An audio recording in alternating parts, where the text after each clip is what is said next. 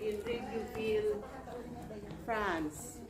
Ito ang makikita mo dito yung location ng Bella Beauty and the Beast here in Alsace, France. Ang gaganda ng bahay. Ang mga bahay ay gawa ng lenyo. Ayan, oh.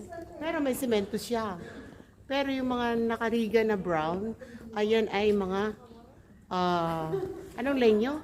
Lenyo. Anong lenyo? Kahoy. Kahoy. Sorry. Ayan, oh, nag-freeze kasi medyo malamig dito kasi mas mataas yan ng konti. Ito. Ito yung Hotel Leon.